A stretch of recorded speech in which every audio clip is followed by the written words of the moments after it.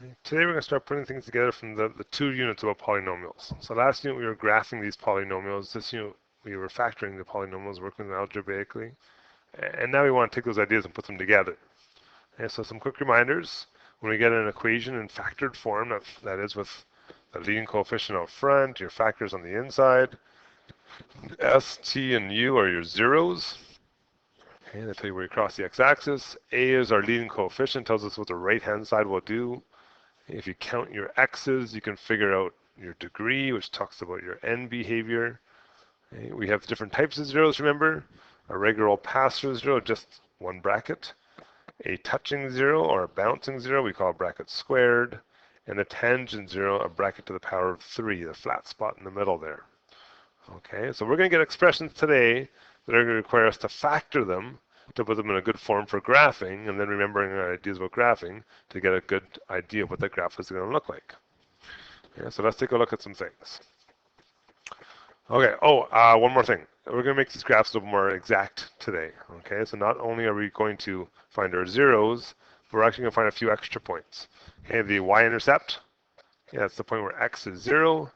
And if we have maximums and minimums, I'm going to find those. And they always occur at the midpoint of your zeros.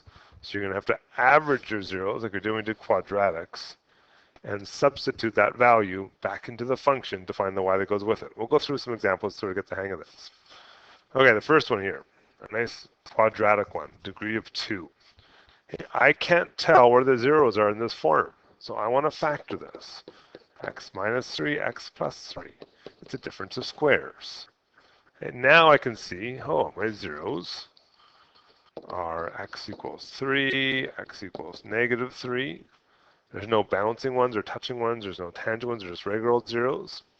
My leading coefficient, I don't see a number out here, but actually there's a 1, right? My leading coefficient is positive. This is what we were doing last unit, which tells me something about my end behavior. But I want to know more than that this time. I want to know some other things. So let's look at the y-intercept. The y-intercept is a point where x is 0. And to figure out the other value with it, I put 0 into my function. If I put 0 in the function, 0 squared minus 9, I end up with negative 9. There's my y-intercept. I also want to know if I have any maxes or mins. To do that, I'm going to average my zeros. So my zeros are x equals 3 plus negative 3 divided by 2. 0 over 2, that's 0. Okay, max or min at 0. To figure out the y that goes with it, I put that back into my equation, f at 0. Hey, you just did that, right? I know that number is negative 9. Okay, so there's something special going on here. My y-intercept and my max min point happen to be the same point. Now that's a rare occasion. Don't assume that's the occasion all the time. It can happen, but it doesn't happen all that often. Okay, so that's sketch what we know. Got zeros at 3. 1, 2, 3. Another one at negative 3. We've got a y-intercept of 0, negative 9. That's off my graph. I'm going to estimate down here, okay? 0, negative 9. Happens to also be the max min. In this case, looking at the picture, kind of means looks like a minimum.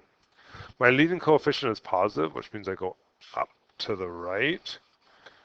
I've got a degree that's 2, an even degree, which means I go up to the left, which makes sense looking at my picture, my dots.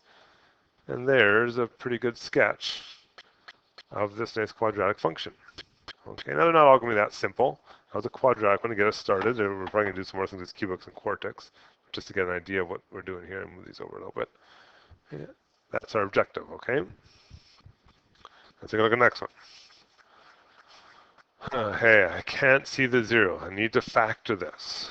If I factor this, I got to think about my flow chart. Any common factors? No.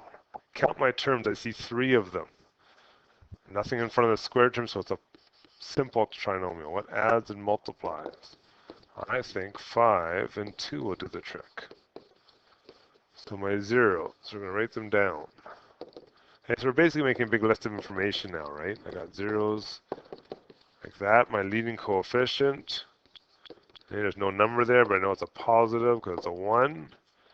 Okay, my y-intercept this time. Okay, my y-intercept is 0 and something. Let's find the something. F at 0 gives me 0 squared plus 7 times 0 plus 10 is 10. Okay, there's my leading coefficient. There's my y-intercept. My max min points. Do I have any? Okay, I gotta take my zeros. Do off to the side here. Add them together.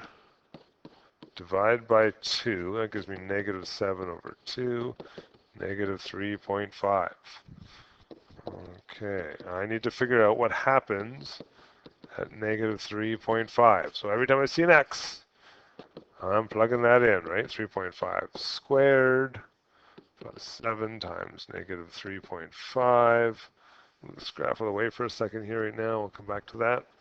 And plus 10, was it? Okay, plus 10. I'll plug all that stuff in my calculator and see what we get here. It looks like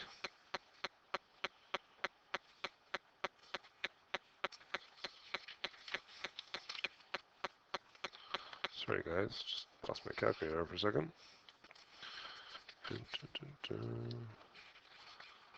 Okay, I get negative 2.25. Negative 2.25. Okay, and there's my y value. Okay, so all the stuff over here, this is sort of like extra work to figure out my points. The important stuff is my list, right? The list is what I'm going to graph. So I got a 0 at negative 5. 1, 2, 3, 4, 5. I got another one at negative 2 right there. I've got a y-intercept at 0 and 10. That's way up here off the graph. We'll just estimate it there. I've got a minimum of negative 3.5. 1, 2, 3.5. And 1, 2 and a quarter down there. My leading coefficient's positive, so it means I'm going to go up to right, which makes sense. I have to go through those points, right? And my other one goes up the other side because it's an even degree. Okay. Hopefully that's making sense so far. We'll try the next one. Okay. And you don't have to wait for me, right? You guys can be working ahead here. Oh, sorry, I didn't do that. Let's go make this a little bit smaller here. Okay. I don't need that part anymore. Okay, next one. I can't tell what the zeros are in the form that it's in. I need to factor it. Okay, so give it a try. Factor this thing. What can we take out of everything? Oh, a common factor. There's an x. If I take x out, I'm left with 1 minus x squared. Okay, inside the brackets I got two terms, a minus sign. 1 minus x, 1 plus x. I can see the parts and pieces now. What are my zeros? This time there's 3 of them. Which makes sense because there's a cubic function, right? X equals 0. X equals 1. Remember changing the signs to come out of the brackets. X equals negative 1. The y-intercept. Is there a y-intercept? Well, let's find out when I put in 0. 0 for x and 0 for... Oh, that comes out to 0. Okay, that happens. We've come across that before. My leading coefficient. Oh, I forgot to write that down. I'll go back for a second here. My leading coefficient would be... Find your biggest exponent and the sign in front of it. In this case, it's negative, right? That's this part right here. Okay, max bins. I'm going to have to find some max bins. A bit trickier this time because more than 1 0. Actually, it's more than 2 zeros. So let's start at the left-hand side. Negative 1 plus 0 divided by 2. That's negative 1/2. That's negative 0.5. Let's find out what's happening at negative 0.5. If I plug that all into my calculator the way it looks, okay, for negative 0.5 for all the x's, I'll show it this time, but we're not going to write down every time. So that's negative 0.5 minus negative 0.5 cubed, right? I'll end up with negative 0.375. Okay, so that's one of my max bin points. I want to find if there's more. Move to the way a little bit here. I take my next two zeros. So I went from negative 1 to 0. Let's go from 0 to 1 this time. That'll give me a positive 0.5. F at 0.5. Do the exact same math. This time I'll end up with positive 0.375. Let's take that information and we'll graph it. What do we got? Zeros. And you want at 0, and you want at 1, 1 at negative 1. Our y-intercept we found was 0, 0. Okay, got that already. I found a max or min at negative 0.5 and negative 0.375. So we can graph that point. That'd be like right there. And I got another max min. Here's my other max min right at this point. Positive 0.5, positive 3.75 right there. My leading coefficient is negative, which means I'm going to go down to the right. It's an odd number, so up to the left. And I have to go through all these dots. So my graph should look something like that. Okay. You guys try the next one. See what you can do. Don't wait for me.